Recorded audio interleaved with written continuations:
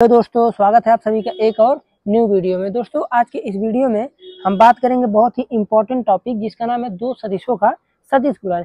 यानी इससे पिछले लेक्चर में हमने आप लोगों को देखिए प्रश्नावली 10.3 तो बताया था, उसके साथ साथ जैसे जो आप लोगों का होता है डॉट प्रोडक्ट, ओके, फिर उसके बाद उससे रिलेटेड जितने एग्जाम्पल थे उसको बताया, फिर इसके बाद उससे रिलेटेड जो इसका एक्सरसाइज था उसको बताया, ओके। इसके बाद ये मैटर हो गया खत्म। अब उसके बाद आता है आप लोगों का cross product, okay. Cross product के बाद भी वही काम चलेगा, आप लोगों का चलेगा एग्जाम्पल पहले, फिर उसके बाद चलेगा आप लोगों का एक्सरसाइज के प्रश्न, ओके। तो मिला जुला कर ये देखा जाए तो जैसे हमने डॉट प्रोडक्ट को एकदम बाकायदे का समझा, वैसे ही हम अब समझेंगे किसको, क्रॉस प्रोडक्ट को। डॉट प्रोडक्ट हमें लगता है आप लोग बहुत ही आसानी से बहुत ही अच्छे प्रकार से समझे हैं, कोई समस्या नहीं होनी चाहिए। हम चलते हैं सिंपल आज क्रॉस प्रोडक्ट पे। जैसे देखिए डॉट प्रोडक्ट में क्या था, पहले थोड़ा उसको हम समराइजेशन कर दें। एक वेक्टर अगर कोई ये है, ओके, मान लेते हैं ए, अगर कोई दूसरा वेक्टर ये है, यहाँ से कोई दूसरा वेक्टर जा रहा है बी, या फिर कहीं से भी जाए दूसरा वेक्टर, ऐसी कोई बात नहीं है यहीं से जाए, मान लेते हैं कि दूसरा वेक्टर ये रहा आप लोगों का वेक्टर बी, ओके। इसका अगर हमको मल्टीप्लीकेशन करना था तो हम डायरेक्टली क्या कर रहे थे, ए डॉट बी, और इसका फार्मूला था ए बी, यानी ए का मैग्नीट्यूड बी का मैग्नीट्यूड और कॉस थीटा, यही तो था। इसमें डायरेक्शन की कोई बात नहीं थी, जो भी आ रहा था वो समझ लीजिए एक प्रकार से स्केलर कंपोनेंट आ रहे थे, यानी अदिश घटक आ रहे थे, ठीक। यानी हमें कोई एक रियल नंबर मिल रहे थे, ठीक है। लेकिन क्रॉस प्रोडक्ट में क्या है, अगर मान लेते हैं कि अगर कोई दो वेक्टर हैं आपके, ओके, क्रॉस प्रोडक्ट में क्या है, अगर दो वेक्टर हैं आपके, मान लेते हैं कि एक वेक्टर यहाँ पर, सॉरी, एक वेक्टर यहाँ पर है, चीजों को थोड़ा समझिएगा। मान लेते हैं एक वेक्टर यहाँ है, इस वेक्टर का नाम हमने दे दिया ए, ओके। फिर दूसरा वेक्टर हमने यहाँ से मान लेते हैं कि ये दूसरा वेक्टर आ गया आपका बी, इस प्रकार से इसके बीच का एंगल कितना है, मान लेते हैं थीटा। तो इसका जो ए क्रॉस बी निकलेगा, जैसे डॉट में क्या था, सिंपल हम इसको लिख देते थे A B cos theta, A B cos theta. Theta क्या है, दोनों के बीच का एंगल। और यहाँ पर हम क्या करते हैं, इसको मिटाते हैं, यहाँ पर हम क्या करते हैं, A B sine theta n cap. देखिए ध्यान दीजिएगा, A cross B equal to होता क्या है, फार्मूला क्या होता है इसका, magnitude of A and the magnitude of B, और यहाँ पर आ जाएगा साइन थीटा एन कैप। यहाँ पर जो मेन मुद्दा है समझने का वो है एन कैप, कि ये एन कैप क्या चीज है, ये किस चीज को डिनोट कर रहा है। तो देखिए थोड़ा अगर आप ध्यान से देखें तो जो एन कैप होता है वो बताता है इसका कि ए क्रॉस बी जो निकाले हम, इसका डायरेक्शन क्या होगा, ठीक है, ये चीजों को बताता है ये। तो चीजों को पहले थोड़ा समझिए। जैसे मेरे कहने का तात्पर्य ये है, आप लोग थोड़ा विजुलाइज करिएगा, थोड़ा विजुलाइज कर लेंगे तो समझ लीजिए काम आप लोगों का आसान हो गया। जैसे देखिए अगर हम यहाँ पर चीजों को आपको किस प्रकार से समझाएं, चलिए एक एग्जांपल लेते हैं। मान लेते हैं कि हम इस प्रकार से, यहाँ पर देखिएगा थोड़ा, मान लेते हैं देखिए एक यहाँ पर एक वेक्टर ए है, ओके, और एक वेक्टर ये बी है। आप इसको ये मान के चलिएगा कि ये दोनों वेक्टर अलग अलग हैं। अलग अलग का मतलब ये है कि अलग अलग प्लेन में है, ओके। तो ये बताइए जब हम इनका ए क्रॉस बी निकालेंगे तो क्या चीज आएगा, ए क्रॉस बी वेक्टर निकालेंगे तो होगा क्या, जैसे ए क्रॉस बी जब वेक्टर निकालेंगे तो देखिए एक वेक्टर इधर जा रहा है, एक वेक्टर इधर जा रहा है, ठीक, एक वेक्टर इधर आ रहा है। तो जब हम ए क्रॉस बी निकालेंगे तो ए क्रॉस बी और बी क्रॉस ए, इसमें दोनों अलग अलग होगा। ए क्रॉस बी अलग होता है, बी क्रॉस ए अलग होता है। क्यों अलग होता है हम दोनों बता रहे हैं। जैसे आप ए क्रॉस बी को जब देखेंगे तो आप ये देख रहे हैं कि ए से बी की तरफ जा रहे हैं, ध्यान दीजिएगा, ए से बी की तरफ, ए क्रॉस बी लिख रहे हैं ना, ए क्रॉस बी यानी ए से बी की तरफ। अगर हम ए से बी की तरफ जाएं तो आप थोड़ा ध्यान दीजिएगा कि ए की तरफ आप अपने उंगलियों को रखिए दाएं हाथ का, ध्यान दीजिए, ये नियम है इसका। एक तो होता है पेंच का नियम, ठीक है, पेंच का नियम दक्षिणावर्ती समकोणिक निर्देशांक में आप देखेंगे तो दक्षिणावर्ती पेंच का नियम होता है, ठीक है। और एक यहाँ पर है सिंपल दाएं हाथ की हथेलियों का नियम। तो आपको बता दें दाएं हाथ की उंगलियों का नियम या हथेलियों का नियम बोल सकते हैं। तो एक तो पेंच नियम होता है। तो पेंच नियम में क्या होता है समझिए पहले, पेंच नियम में क्या होता है, यहाँ पर एक कांटी लगा दीजिए, ठीक है। मान लीजिए आप इस प्रकार से नट लगा दिए, ए बीच में आपका पेचकस लगाने वाला रहता है ना, मान लीजिए यहाँ पर पेचकस लगाएं और उसके बाद वेक्टर आपको किधर घुमाना है, ए क्रॉस बी, यानी इधर घुमाना है। तो इधर जब हम घुमा रहे हैं तो जो इसका मान लीजिए इसको टाइट कर रहे हैं, इसको टाइट करेंगे तो ऐसे बार बार हम घुमाएंगे पेचकस से, ऐसे जब बार बार घुमाएंगे तो नट कहाँ जाएगा, आप कहेंगे नट जाएगा नीचे, यानी इस बोर्ड के नीचे, यानी बोल सकते हैं हम कि इस मोबाइल के नीचे जाएगा, नीचे, ठीक है। तो यानी जब हम इसका ए क्रॉस बी निकालेंगे तो कहाँ जाएगा, नीचे, ठीक है। आया समझ में? ये चीज हम आपको बताना यहाँ पर चाह रहे थे कि अगर आप इसका निकालते हैं, जब इसका आप डायरेक्शन निकालेंगे तो मेन मुद्दा डायरेक्शन का ही है। और डायरेक्शन निकलता कैसे है, आप पेंच का नियम लगाएंगे। अब पेंच का नियम क्या करते हैं, मान लीजिए कि यहाँ पर आप रखें, ठीक है, और आपको ये पता है कि हमको ए क्रॉस बी, ए से बी की तरफ जाना है, तो आप वैसे क्या करेंगे, इसको आप कसेंगे, और जब कसेंगे तो जाहिर सी बात है कहाँ जाएगा, आप कहेंगे जाएगा ये अंदर, यानी इसका डायरेक्शन कहाँ हो गया, अंदर हो गया, तल में, नीचे, ठीक। और अगर बाहर आता है तो अंदर जाता है तो क्रॉस लगाते हैं, ठीक है। अगर कोई तल है उसके अंदर जा रहा है तो क्रॉस लगाते हैं, और बाहर आता है तो डॉट। यहाँ पर क्या हो रहा है, अंदर जा रहा है, ठीक, समझ गए आप लोग।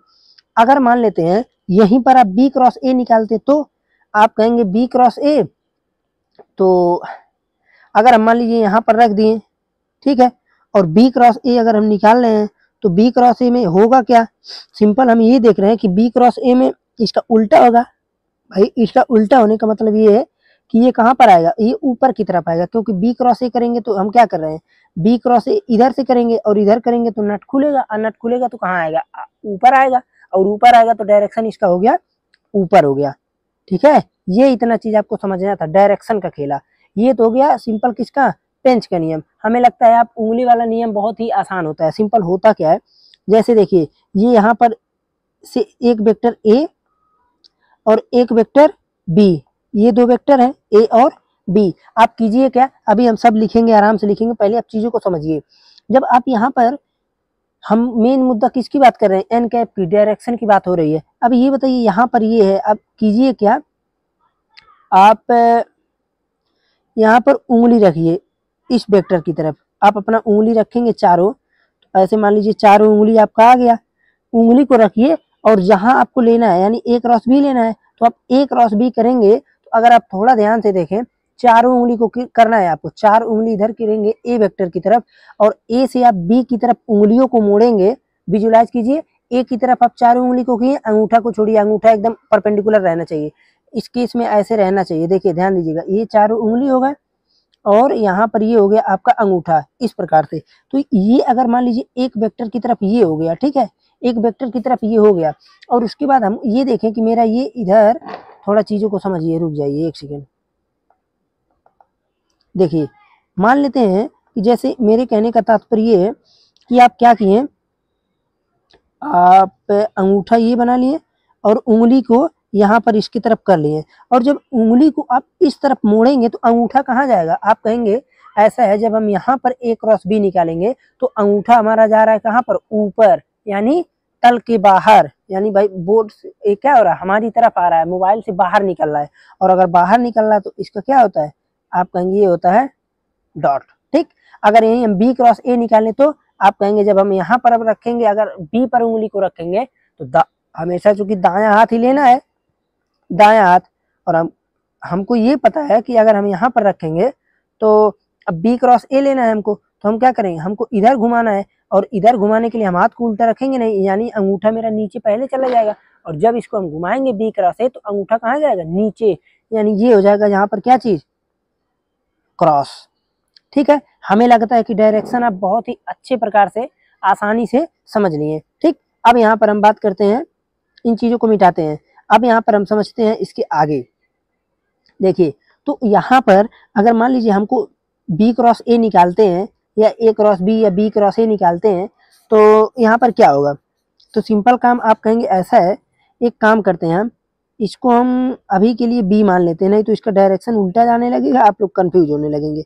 इसको हम बी वेक्टर मान लेते हैं, ओके, और इसको ए वेक्टर। जब हम यहाँ पर ए क्रॉस बी लेंगे तो अगर आप थोड़ा ध्यान दें तो आपका डायरेक्शन जाएगा यहाँ पर परपेंडिकुलर, दोनों की परपेंडिकुलर रहेगा, ध्यान दीजिए, दोनों की परपेंडिकुलर रहेगा, इसके भी परपेंडिकुलर और इसके भी परपेंडिकुलर, ठीक। यानी हम बोल सकते हैं कि जो इसका डायरेक्शन होगा वो हमेशा कहाँ होगा, ए क्रॉस बी के परपेंडिकुलर होगा इसका डायरेक्शन। ठीक है, तो ये चीज हो गया एन कैप। ओके, अब हम यहाँ पर थोड़ा सा समझ लेते हैं कि इसका डिफिनेशन, इसका परिभाषा क्या चीज होगा। ठीक, इसका परिभाषा देखिए, इसका परिभाषा सिंपल आप लोगों का एनसीईआरटी बुक में दिया भी होगा कि दो शून्येतर सदिशों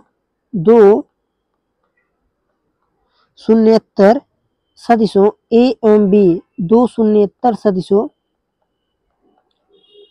वेक्टर ए तथा वेक्टर बी, दो शून्येतर सदिशों वेक्टर ए तथा वेक्टर बी का सदिश गुणनफल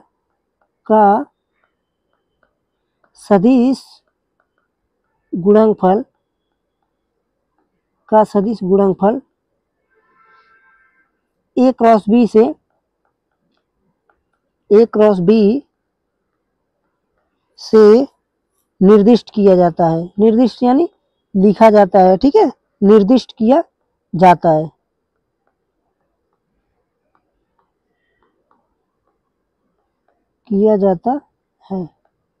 ओके, ये चीज हो गया।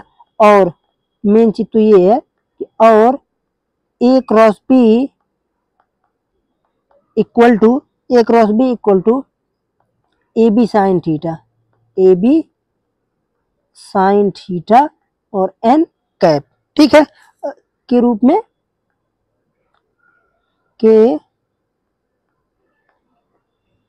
रूप में परिभाषित किया जाता है।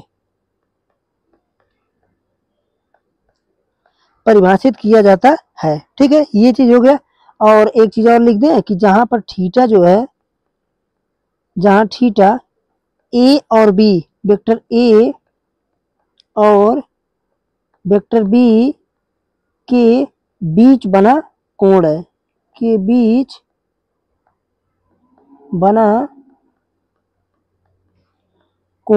है, ठीक, ये चीज यहाँ पर हमने इसको सिंपल लिख दिया। और तो और एक चीज और आपको मैं पहले लेक्चर में भी बताया था अदिश गुणनफल में कि जो थीटा है वो कहाँ से कहाँ तक रहेगा, 0 से पाई के बीच में ही लाई करेगा। ठीक है, एंगल ये हो गया। और एन क्या है, और बता दें एक चीज और लिख दें कि यहाँ एन कैप क्या है, एन कैप एक मात्रक सदिश है। ठीक है, एक मात्रक सदिश है। ये तो भाई आपको मैं स्टार्टिंग में ही बताया कि ये केवल डायरेक्शन बताता है एन कैप। और अगर कोई भी जैसे आई कैप, जे कैप, के कैप क्या है, ये भी एक मात्रक सदिश है, बट ये एक्स एक्सिस के डायरेक्शन में ये क्या बताता है आपको, यूनिट वेक्टर है। ठीक है, ये केवल डायरेक्शन बताता है। ठीक, ये चीज हो गया एन कैप। और अब यहाँ से कई सारे ऑब्जर्वेशन निकलेंगे। अगर ए क्रॉस बी है, जैसे देखिए ध्यान दीजिए, ए यहाँ पर है, बी यहाँ है, जब ए क्रॉस बी करेंगे तो चारों उंगलियां इधर रहेंगी अपना। ठीक है, अंगूठा इसके ऊपर रहेगा, इसके ऊपर। ठीक है, और जब इसको ए से बी तरफ घुमाएंगे तो अंगूठा कहाँ आएगा, अंगूठा आएगा अपने ऊपर, और ऊपर आएगा तो अपना काम हो गया। अगर मान लीजिए नट वाला लें तो यहाँ पर हम रखें नट को, ए क्रॉस बी करेंगे तो कहाँ पर आएगा, आप कहेंगे नट है तो खुलेगा, और खुलेगा तो ऊपर आता है। ये हो गया एन कैप। ठीक है, वैसे डायरेक्शन कसने के डायरेक्शन में ही होता है, बट यहाँ पर ये चीजें रहेंगी तो भी चल जाएगा। ठीक है, यहाँ से हमने इतना देख लिया। अब उसके बाद हमको ये देखना है कि आपको ये चीज और पता है। अब ये बताइए, अगर मान लीजिए ए और बी वेक्टर ही ना रहे, अब जैसे इसमें हमेशा दिया रहता है कि यदि वेक्टर ए इक्वल टू 0 अथवा वेक्टर बी इक्वल टू 0। ठीक है, या तो वेक्टर ए इक्वल टू 0 है या तो वेक्टर बी इक्वल टू 0 है, तब थीटा परिभाषित ही नहीं होगा। तब थीटा क्या है, डिफाइन नहीं होगा। क्यों, अगर मान लेते हैं जैसे अगर एक ही वेक्टर कहीं पर है, इसका ए क्रॉस बी कैसे निकलेगा, थीटा परिभाषित नहीं है। ठीक है, ये चीज यहाँ से आ गया। ठीक, और इस स्थिति में आपको पता है कि हम ए क्रॉस बी परिभाषित कर सकते हैं। जैसे एंगल की बात है। ठीक है, जैसे मान लेते हैं, देखिए A cross B equal to क्या होता है, A B sine theta, A B sine theta n cap.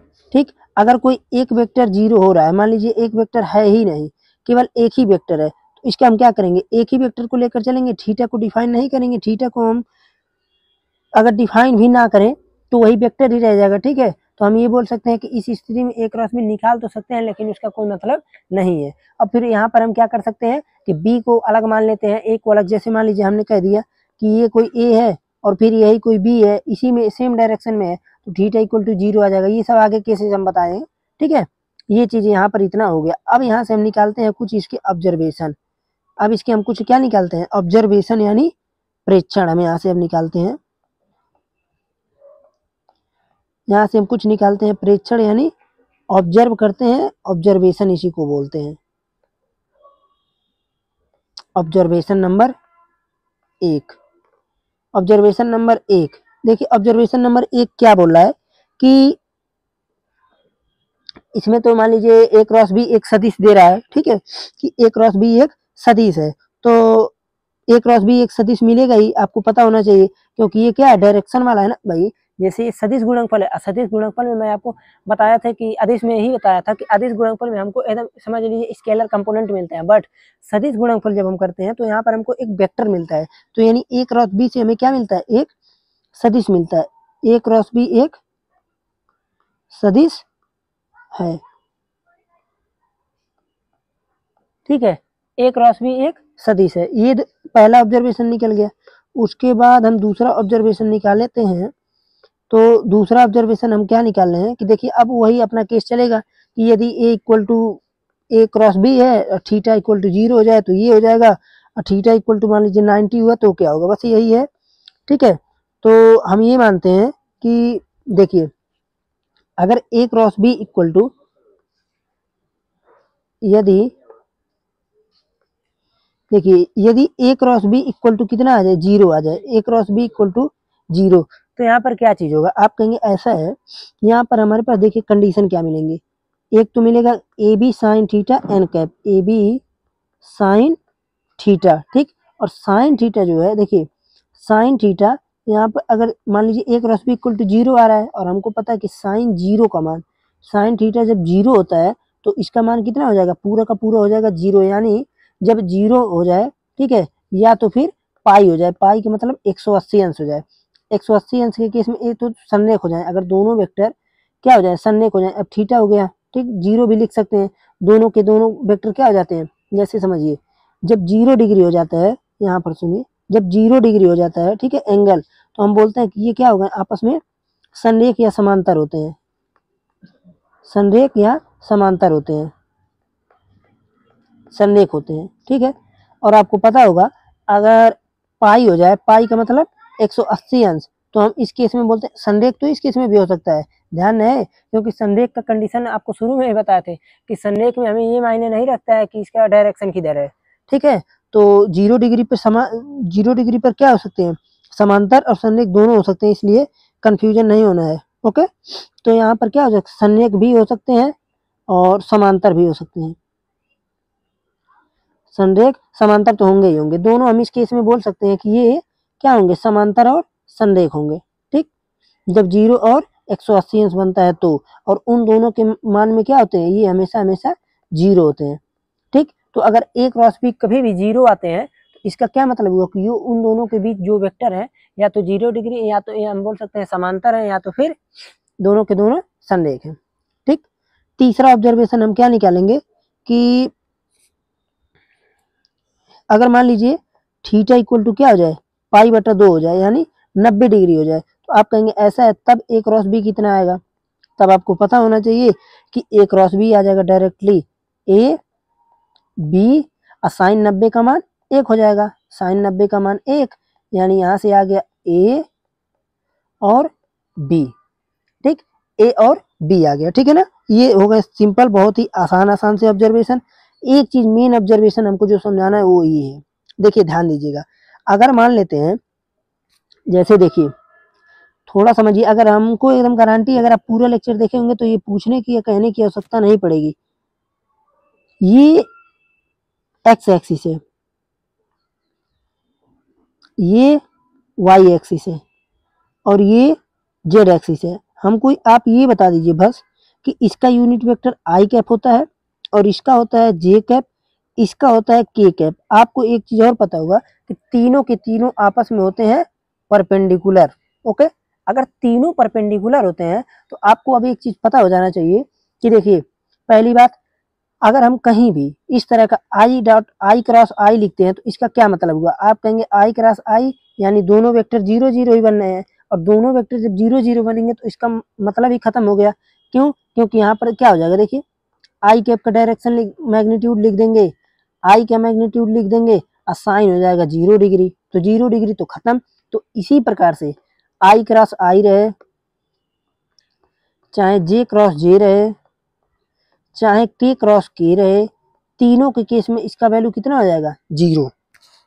ठीक, अगर मान लेते हैं यहीं पर आई क्रॉस जे रहे तो कितना होगा? आप कहेंगे ऐसा आई क्रॉस जे, तो हम चलिए देखते हैं। आई यहाँ पर है, ओके, आई क्रॉस जे यहाँ पर है, तो आई और जे जब मल्टीप्लाई करेंगे तो आई और जे मल्टीप्लाई करेंगे तो देखिए आई से जे की तरफ जा रहे हैं, अंगूठा अपना किधर जाएगा? आप कहेंगे इधर ऊपर, यानी आई और जे का मल्टीप्लाई करेंगे तो यहाँ पर आएगा के कैप। ओके, और इसका हम समझने के लिए एक वेक्टर से एक सर्कल द्वारा हम समझ लेते हैं।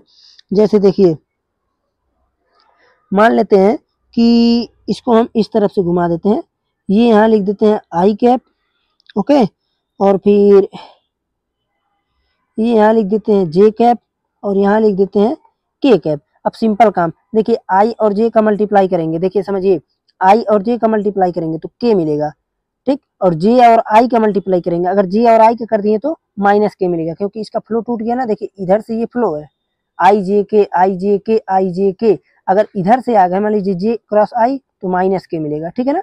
तो ये इसका डायरेक्शन का खेला होता है, आई क्रॉस जे इक्वल टू के मिलेगा। वैसे मेन इसका जो पूरा प्रोसेस है वो ये चीज है, ये जिसको समझ में आ गया ये समझ जाएगा। क्यों? क्योंकि आई और जे के तीनों आपस में होते हैं परपेंडिकुलर। अगर आई क्रॉस जे निकालेंगे तो के आएगा, के क्रॉस जे निकालेंगे तो आप कहेंगे उल्टा आ गया ना। देखिए जे क्रॉस के निकालते तो आई आता, लेकिन के क्रॉस जे निकालेंगे तो माइनस आई आएगा, क्योंकि के क्रॉस जे करेंगे तो इधर जाएगा ना, माइनस आई इधर होगा। ठीक, ये चीज आपको एकदम आसानी से समझ में आ गया। ठीक, तो आई क्रॉस, अब यहीं से डायरेक्शन आप लोग निकाल लीजिएगा। अब आते हैं हम पांचवें ऑब्जर्वेशन पर। पांचवा ऑब्जर्वेशन वही, अगर मान लीजिए जैसे हम यहाँ पर क्या लिखते हैं, A cross B equal to A B sine theta. ठीक, एन कैप होता है लेकिन अभी के लिए छोड़िए, क्योंकि हमको यहीं पर एंगल निकालना है। अगर साइन थीटा हमको निकालना रहे तो क्या आएगा? आप कहेंगे कुछ नहीं, A cross B by magnitude of A B, तो यानी हम बोल सकते हैं मैग्नीट्यूड ऑफ ए और मैग्नीट्यूड ऑफ बी, ये चीज आगे sine theta equal to A cross B by magnitude of A and magnitude of B. ठीक, ये पांचवा हमने निकाल लिया सिंपल एकदम आसानी से। एक चीज हम आपको और बताना चाहते हैं कि 6 नंबर ऑब्जर्वेशन में क्या है, देखिए ध्यान दीजिएगा कि जो ए क्रॉस बी होता है, ए क्रॉस बी वो माइनस होता है बी क्रॉस ए का, बी क्रॉस ए का। अब इसको अगर हम थोड़ा सा बताना चाहें कि कैसे, तो आपको ये पता होगा कि जैसे देखिए, अगर कोई वेक्टर ए है इधर, वेक्टर बी, और अगर कोई वेक्टर यहाँ पर है ए, वेक्टर ए, इसके बीच के एंगल है थीटा। जब हम यहाँ पर ए क्रॉस बी निकालते हैं, ध्यान से समझिए, थोड़ा विजुअलाइज कीजिए, जब हम ए क्रॉस बी इधर से चलते हैं तो हम ये देख रहे हैं कि ए क्रॉस बी, देखिए ध्यान दीजिए, यहाँ पर हमने लिया नट यानी पेंच का नियम, ये चीज ए क्रॉस बी यानी हम घुमा रहे हैं इधर से इधर, ओके, तो इधर से इधर घुमा रहे हैं, तो ए क्रॉस बी करने में आप खुद बताइए कि अगर इसको हम ये करेंगे तो नट क्या होगा? भाई जो भी चीज है पेंच ये खुलेगा, और जब ये खुलेगा तो कहाँ पर आएगा? ऊपर, यानी ऊपर डायरेक्शन हो गया इधर इसका n cap, n cap, okay, ये एन कैप हो गया डायरेक्शन। कब के केस में हुआ? ये हुआ है, मान लेते हैं हम इसे n1 मान लेते हैं, ऊपर के केस है ना, n1 मान लेते हैं। अगर यहीं पर हम b क्रॉस a निकालते तो क्या होता? आप कहेंगे ऐसा है, b क्रॉस a निकालते तो ये इधर आता, और b क्रॉस a यानी इसको हम करते टाइट, और टाइट करते तो जाता अंदर, यानी ये हो गया N2 कैप। और आपको पता है कि ये दोनों के दोनों क्या है, सब कुछ सेम है, लेकिन ये दोनों अपोजिट है। एक ऊपर जा रहा है N1, ये N1 कैप ऊपर आ रहा है, और यहीं से ये N1 cap N2 cap sorry नीचे जा रहा है, और दोनों के दोनों सब सेम है लेकिन डायरेक्शन उल्टा है, इसलिए अपोजिट आता है। ठीक, यही केस चलता है, इसीलिए A cross B equal to minus का B क्रॉस A होता है।